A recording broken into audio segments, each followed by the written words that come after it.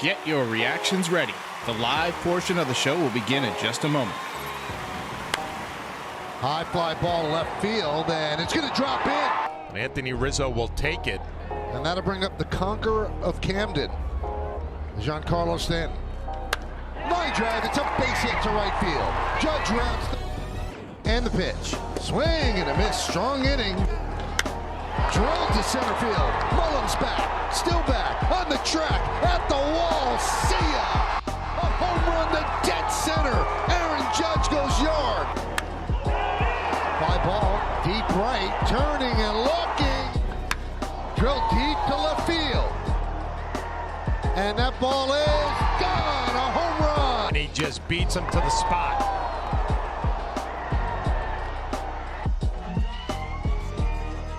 Today is April 9th, 2023. It's Easter Sunday, and the Yankees were in Baltimore with nasty Nestor Cortes on the mound, trying to finish off their first road series of the year with a win in the rubber match versus the Baltimore Orioles. My recap and your reactions coming up next. This is NYY Recaps. Welcome to Yankee Stadium. Just when they thought I was out, they pull me back in.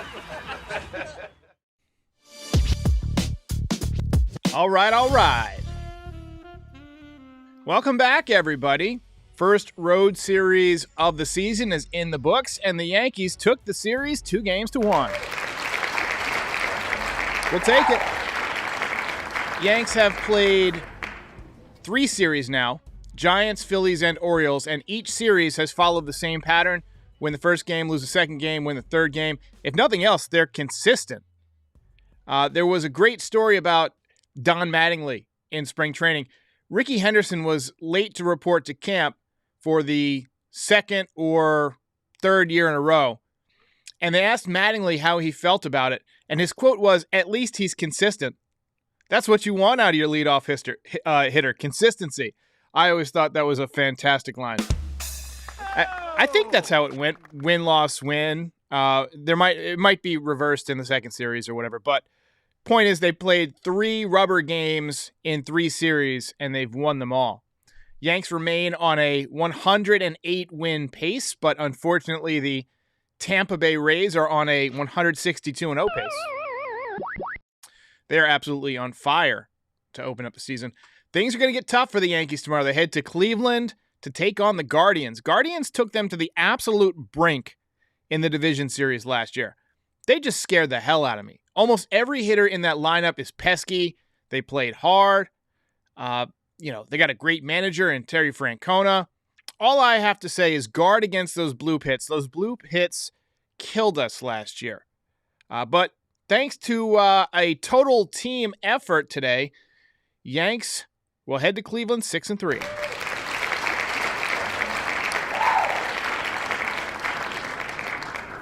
So the Yankees decided not to punt today, and we got a super dono. Appreciate the dono there. Yanks decided not to punt with their lineup today. They ran a pretty good and pretty representative lineup out there, and they came out swinging in the first. Hard line drive single for Judge. That made it 42 consecutive games on base for him. Unreal. Next batter was Anthony Rizzo, and he hit a pop-up to left field higher than Wiz Khalifa. It was kind of lost in the sun, and it dropped in there for a base hit. Oh, there goes gravity. $250 billion a year on defense. Giancarlo Stanton was the next batter. He had a great piece of hitting. With 2 men on, it's easy for him to think 3-run home run. I mean, he's a home run hitter, but he wasn't trying to do too much there. He got a fastball outer part of the plate and just stayed with it. Smacked it into right field for an RBI single. That's winning baseball. Giancarlo off to a very nice start, hitting .281, .918 OPS, and he's a guy who typically struggles in cold weather in the beginning of the season. Hits well in cold weather at the end of the season in October, but it's good to see him getting off to a good start. A lot of good starts on the Yankees this season. Let's talk about Nestor Cortes. He was really good today. He was making his second start of the season and still getting stretched out. He threw 80 pitches his first time out, just over 90 today. Last year, he dominated the Orioles on a Sunday afternoon in Baltimore in April. I believe it was April 17th. But the bullpen blew that game late, and it was one of the worst losses of the season. Today, he was sharp again. He had 3 easy innings to open things up. Ran into a little bit of trouble in the 4th, put a couple of guys on, but pitched out of it. 5th inning, put another guy on, but got the pitcher's best friend, 6-4-3 DP, initiated by Anthony Volpe to end the inning. Double kill. Nice job by him. Top 6, he ran out of gas. Threw 11 more pitches than he threw at his last time out, so they wanted to get him out of there. Final line, 5 1/3 innings, 4 hits, 2 runs, 2 walks, 5 strikeouts. ERA on the season, 2.61. Nice job.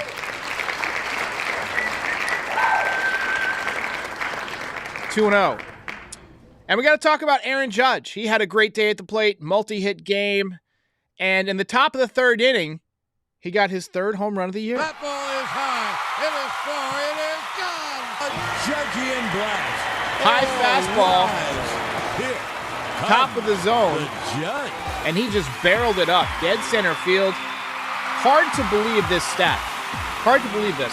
But that was already his 223rd home run, which passed Don Mattingly for sole possession of 11th on the Yankees' all-time list. Let's get a round of applause for the hitman, Mr. Don Mattingly, my favorite all-time player. But Aaron Judge was not done. He hit a home run later in the game, his 2nd of the game. Don't look now, but he's off to an even better start than he had last season. Comment in the chat with your prediction for Aaron Judge's final home run total. I want to see what you guys think. I've been going back and forth with whether or not he'd hit 70. I'm not worried about 62. I think he's going to stay healthy, and I think he's going to approach 70, but I'm going to land on 68 home runs. And that, to me, is being a little bit conservative. Off to a better start this year. The man looks comfortable. He's better. He's got a better 2-strike approach. And look, pitchers are going to be more tired with the pitch clock. I got to say, I'm predicting humongous things from Aaron Judge. Also swinging the lumber today, Mr. Franchi Cordero. There it goes. That ball is high. It is far. It is gone. Jordan says happy Easter, Deaster. Appreciate that.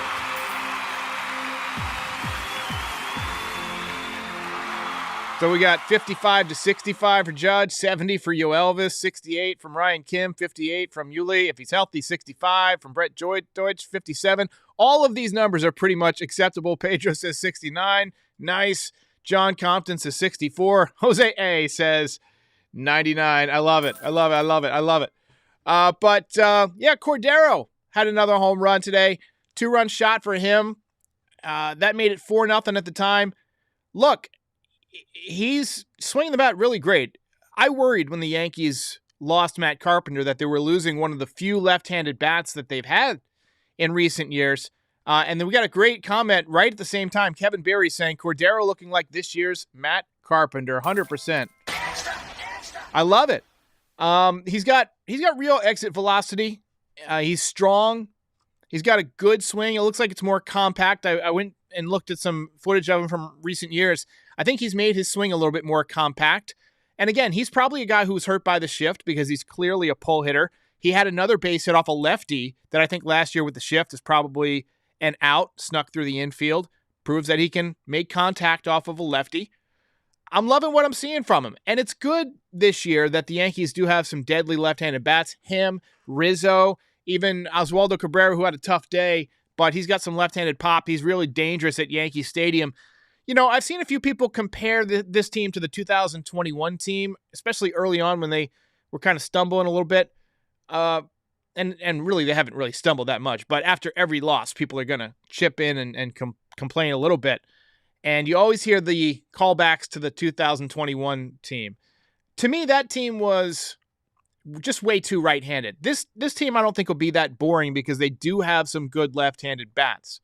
Remember, they had a trade for Gallo and Rizzo in 2021. Rizzo, by the way, got robbed of a potential home run by Mullins in the 6th. Got to give him some props for that. So, you know, he had the good luck in the first inning where he popped one up and it dropped in, and then some bad luck when he got robbed of a dinger. It looked like it was going out. It might not. It might have hit the top of the wall. Hard to see, you know, based on the angle. But that's baseball, Susan. Adley Rutschman homered for the Orioles in the bottom of the 8th to cut the lead to 5-3. He had 4 hits today. I'll tell you what, that kid's a future MVP. I know there's a Yankees channel, but let's give a round of applause. Great series. and fun to watch. Adley Rutschman. Clay Holmes came in for the ninth, and he looked tremendous again. 2 straight days where he's had really good sink. Early on in the season, the sinker was moving more laterally, more, if you're looking at a clock, like 9 to 4. But now you're getting more of that, 11 to 5 movement. Looks really, really good. And the Yankees hang on to win. Ball game over. Yankees win. Yankees win. Franchi, solid scrap heap pickup. Agreed. You're a winner. All right, we got to talk about the belt winner. I don't think there's a lot of mystery here today. Nestor was great. Franchi was great. Rizzo had a multi-hit game. But there's only one, Aaron Judge. And he gets the belt tonight. And I forgot to hit the belt button. And where is it? There we go. Belt winner. I preemptively went to the next screen on my sounds before I hit the belt button, so I had to go back and find it. Just a reminder, I'll be doing a live stream with Pete over on NYY News TV tonight at 7 o'clock for Designated Spittis. And then I'll be releasing a new episode of the Yankee Chronicles tomorrow morning, so tune in.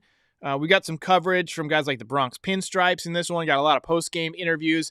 I'm really trying to tell the Yankees season in a cinematic way. They haven't been getting a ton of views. I think the algorithm doesn't really recommend it as much because it's more of a highlight-driven show, and it's different from what my videos are usually about. And also, the thumbnails are a little bit different. So hit that notification button, and you'll be alerted when it comes out. If you're watching this tomorrow, just head on over. It should be out sometime tomorrow morning. But a really nice game for the Yankees. Sean Browning says Hicks's days are numbered. Calhoun is on the roster now. And the way Franchi Cordero's playing, Hicks definitely going to be looking for a new job, I think, at some point. But he did have a base hit last night to tie the game. Let's see here. Frank G says, Franchi taking Hicks's lunch money. Lot of Franchi fans. Yo Elvis says, when Bader comes back, Hicks will be gone. It's funny that, even in a win, we talk about a guy who didn't even play. The first 3 or 4 comments have been about Hicks didn't even take the field today. Oh, man. James Brand says the Rays are going to be a problem, aren't they? Absolutely, hey. That is correct. They are absolutely going to be a problem. Alex Valerio says Yankees leading in most solo home run categories. That's because they don't get a lot of hits typically that are not home runs. It's been a problem for years. You would love to see more 2- and 3-run home runs. That's what Earl Weaver always said. You win with pitching, defense, and 3-run home runs. That's kind of the original Moneyball, right? I would love to see him put more crooked numbers up there, but the Yankees do hit a lot of solo shots. Let's see here. Demetrius says, should have left Nestor in. Well, I think it was more of a pitch count thing. And I get it. He's a guy who got hurt late in last season. They had to shut him down. It was kind of a phantom groin injury, but it wouldn't surprise me if he had something nagging. He wasn't as effective in the postseason, so they're trying to build him up slowly. He's a small stature kind of guy, so there's a lot of pressure on that arm. And look, frankly, it's kind of chilly this time of year, so you don't want to push a guy more than 10 or 15 pitches from one start to the next. Like I mentioned, 80 pitches in his last start, 91 in this start, so they went up slightly. Taz says first of many. Absolutely, hey. Luman says Yanks are 6-3. They are taking care of business against better opponents. Nice to start the season 3-0. They just need to stay consistent. I don't think the Giants are a better opponent. I don't think the Phillies are a better opponent, and I certainly don't think the Orioles are a better opponent. Although the Orioles are better than they were last year, tomorrow's going to be a real test. This series in Cleveland on the road, and you're opening up, I believe, with Domingo Germán, and then I think you got Garrett Cole, and I think the final game will be Clark Schmidt, if I'm not mistaken. Hopefully they'll make a trade before then. Brett Deutsch with the dono says, I don't trust Cashman or Hal to eat the Hicks money. 100% agree. I just, I don't trust it. It's the right thing to do, but I think they'll be able to unload Hicks on somebody and eat some of the money. That's kind of what I'm predicting. Just a kind of like a split the difference type of thing. You eat like 2 million, 3 million, and maybe you toss in a prospect and you get somebody to take on Aaron Hicks. Luke says, if we had Tampa Bay's schedule, we'd be 9-0 too. I haven't seen who Tampa Bay's playing. Let's see who they played today. I saw they were winning today and on their way to 9-0. Yeah, they won. They beat the A's. Yikes. Wander Franco's already got 4 home runs this year. He might be having his breakout year. They've got Brandon Lau back. He hit a grand slam today. And look, they're still a very good analytical team. They've got some good pitching. They've got the aforementioned stable full of guys that throw 98 miles an hour.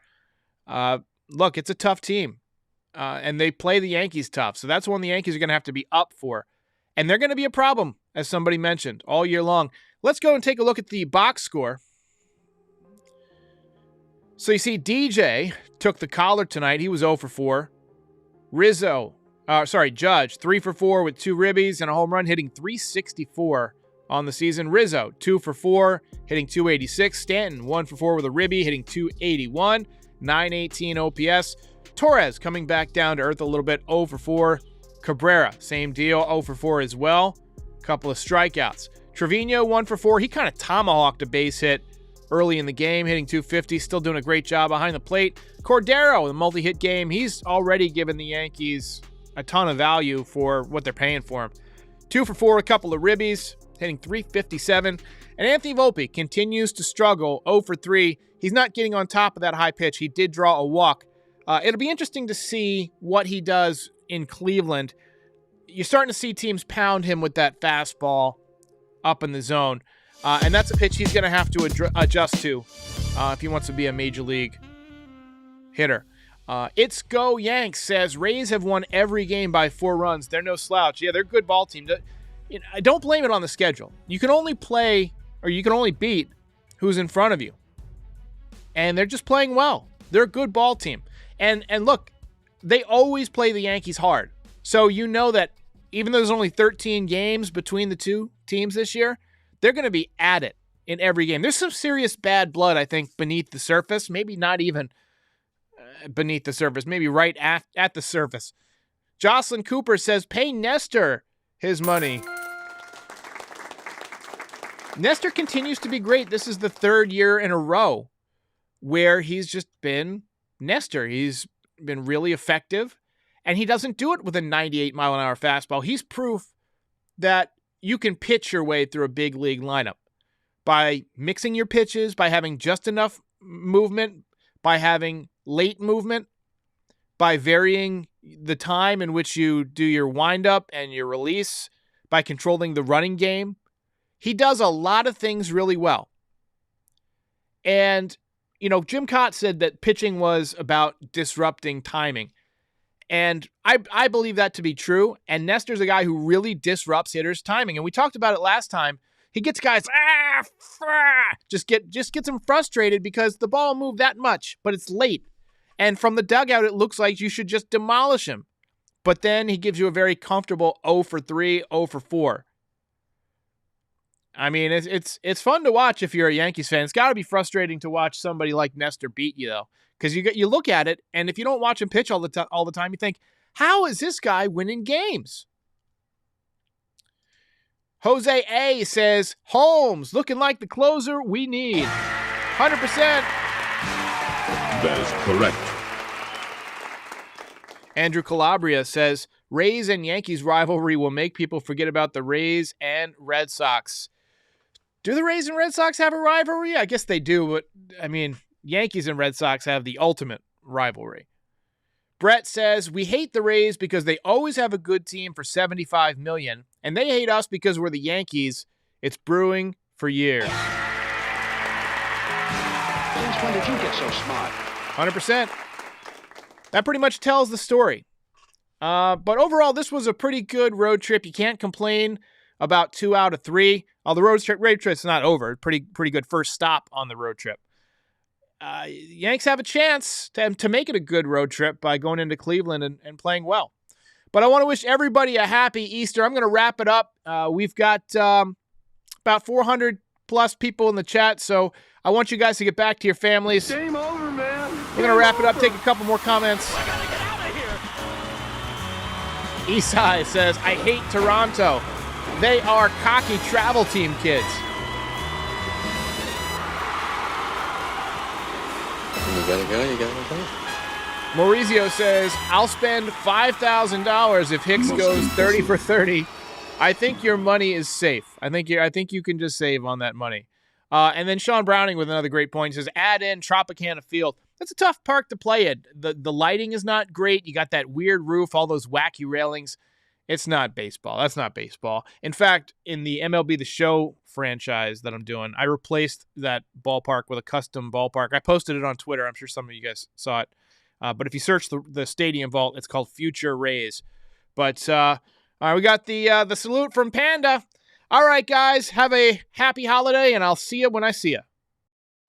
Hey, everybody. If you've made it this far, we thank you. If you'd like to support NYY Recaps, please like and subscribe or pay a visit to our Shopify store for some great Yankees merch. Yes. If you're watching on YouTube, the link is in the description. But if you're listening to the audio version of this podcast, just visit NYYRecaps.shop.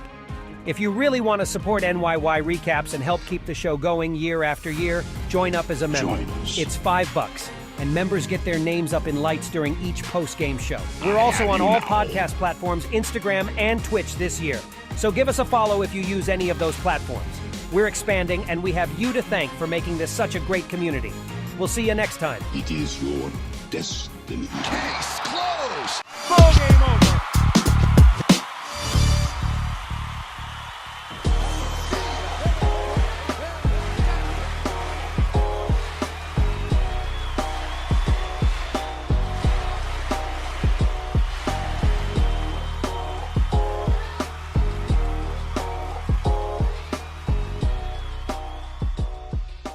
Most impressive.